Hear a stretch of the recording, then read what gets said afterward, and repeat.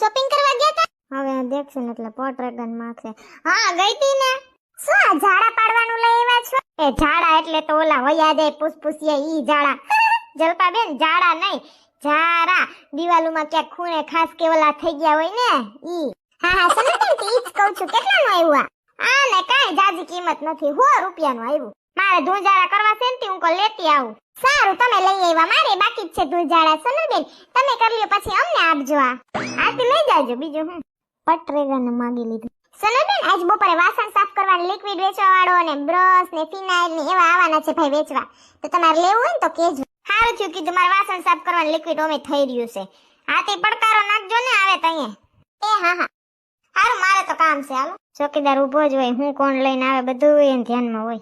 એ ચંપા કાકી ધૂજાડા થઈ ગયા તમારે? ના બાકી છે.